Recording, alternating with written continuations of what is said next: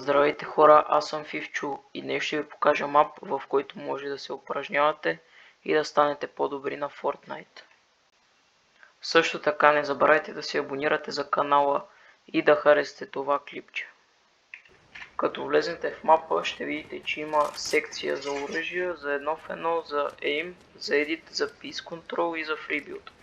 Вие ще бъдете главно в Aim, Edit и Peace Control, зависи от това, което ще искате да упражнявате. В Aim има Pump Shotgun Reaction, има 360 Tracking, има SMG Hipfire.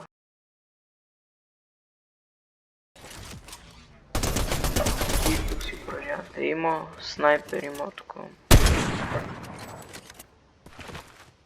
Всичко, което се сетите.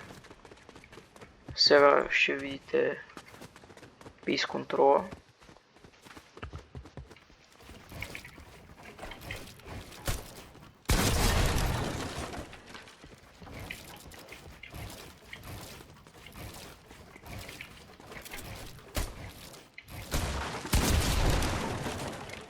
И да, това е Peace Control. Има тунели, писове и останалите да ви покажем.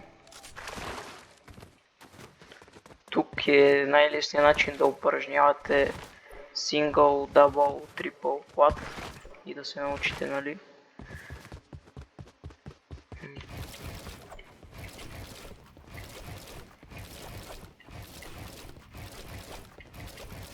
Аз по принцип така се научих да правя дабъл и трипъл. И като свършат, взимате коина, респаунвате се. Като стрелнете и се ресетва всичко. Хубавото на този мап е, че може да изберете спида, за да ви е по-лесно. Или по-трудно, както решите. Това беше от мен, хора. Както виждате, кода на мапа е горе на екрана и до следващия път.